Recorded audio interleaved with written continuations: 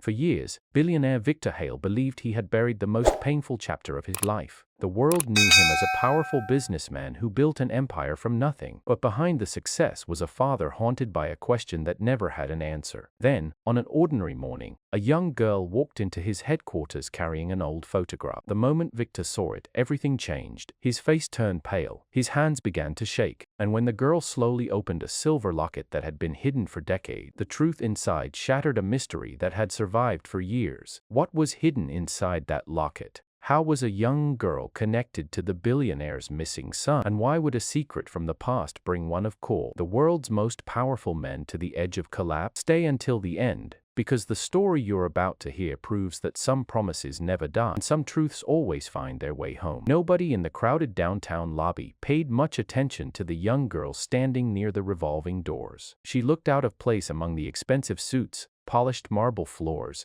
and giant digital screens displaying stock prices. People hurried past her carrying briefcases and coffee cups, focused on meetings that could move millions of dollars. Yet within the next hour, that quiet girl would bring the entire building to a standstill, and it would all begin with a single photograph. Maya tightened her grip around the small silver locket hanging from her neck. It was old, scratched, and worn from years of use. To everyone else, it looked like a simple piece of jewelry. To her, it carried the final promise she had made to her grandmother. A promise she intended to keep. The 12-year-old took a slow breath and looked toward the towering glass elevators. This was the headquarters of Hale Industries, one of the most powerful companies in the country. And somewhere inside was Victor Hale, the billionaire, the man her grandmother had spoken about only a handful of times, the man who needed to hear the truth. 3 weeks earlier, Maya had never heard his name. 3 weeks earlier, her life had been completely different. She had spent her afternoons helping her grandmother tend a small garden behind their modest house. The old woman never cared much about money. She always said that kindness was a person's greatest wealth. Whenever Maya complained about school problems or difficult days, her grandmother would smile and tell stories. Stories about courage, stories about hope, stories about people who chose to do the right thing even when nobody was watching. But there was one story she never finished, one story that always ended with silence. Whenever Maya asked about the silver locket, her grandmother's expression changed. She would gently close her hand around it and stare toward the horizon, as if remembering something painful or someone important. One day you'll understand, she always said. Then she would change the subject. For years, Maya stopped asking. She assumed it was simply a family keepsake, nothing more. Then everything changed. It happened during a rainy evening. Thunder rattled the windows while Maya sat beside her grandmother's bed. The old woman had grown weaker during the previous months. Even speaking required effort. But that night, her eyes seemed clearer than they had in years. Maya, the young girl, immediately moved closer. I'm here. Her grandmother reached beneath her blanket and pulled out a weathered wooden box. It looked ancient. The corners were worn smooth.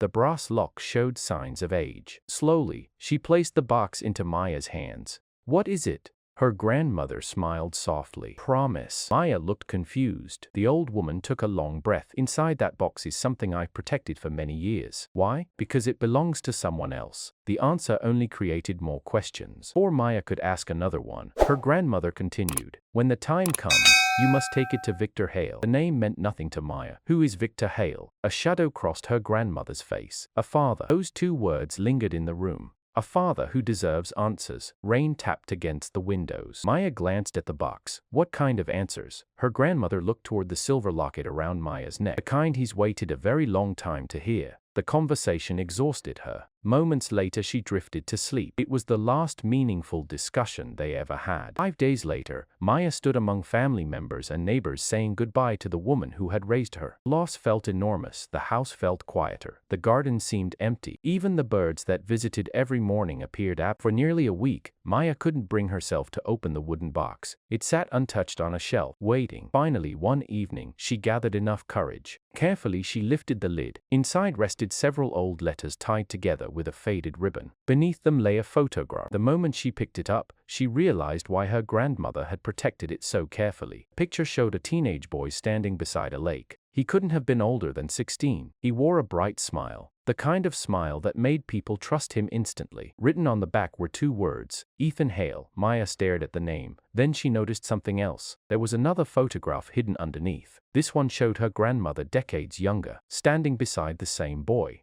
Both were smiling. Both appeared happy. Both seemed connected by a story Maya had never heard. Her heartbeat quickened. Who was Ethan? Why had her grandmother kept these photographs? And why was she supposed to deliver them to Victor Hale? What Paul for supposed to deliver them to Victor Hale? The letters provided only fragments of answers. Most appeared personal. Many referenced events Maya didn't understand. Yet one sentence appeared repeatedly. Deserves to know. Words showed up again and again. Different pages, different years, same message. By the end of the night, Maya knew she couldn't ignore her grandmother's final request. She had made a promise, and promises mattered. The following days were spent researching Victor Hale. The results shocked her. He wasn't merely wealthy, he was famous. News articles described billion-dollar projects. Television interviews praised his business achievements. Magazines called him one of the most influential executives in the country. But another detail appeared frequently: a family tragedy. Years earlier, his teenage son Ethan had disappeared during a storm near a remote lake. Despite extensive searches, no complete explanation had ever emerged.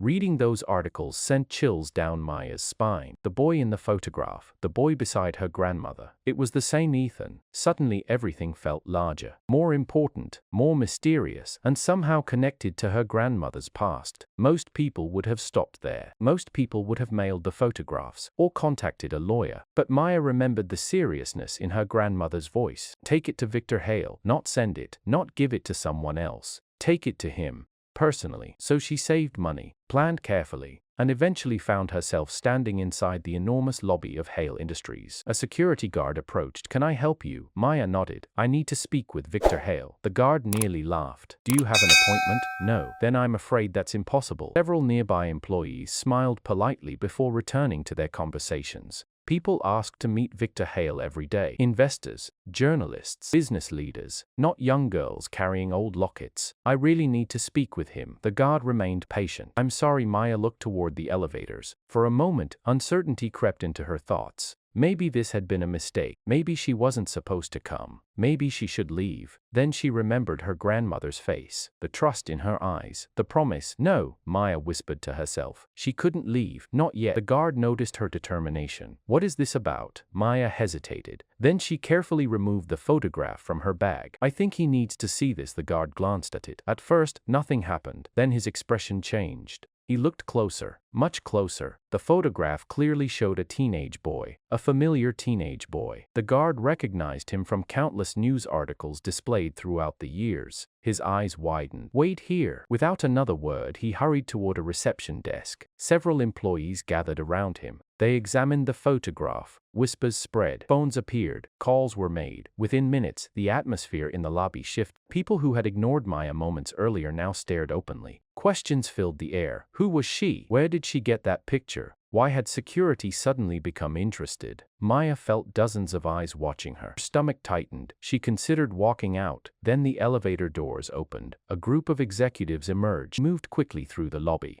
At their center walked a tall man with silver-streaked hair and a commanding presence. Victor Hale. Even without seeing his face clearly, Maya knew immediately. The room reacted to him. Employees straightened. Conversations stopped. Attention followed him naturally. He was accustomed to being the most important person in any room. Yet that confidence vanished the instant he noticed the photograph. His footsteps slowed, his eyes locked onto the image. For several seconds, nobody spoke, nobody moved. Victor stared as though he were looking at a ghost. Then his face lost color. A silence settled over the lobby, the kind of silence that appears when something unexpected happens, something impossible. Billionaire took another step forward, then another. His gaze never left the photograph. Years of discipline and composure seemed to disappear. The executives surrounding him exchanged confused looks. They had never seen him react this way. Neither had his employees. Neither had the reporters who occasionally covered his public appearances. Victor Hale was known for control, but now he looked shaken.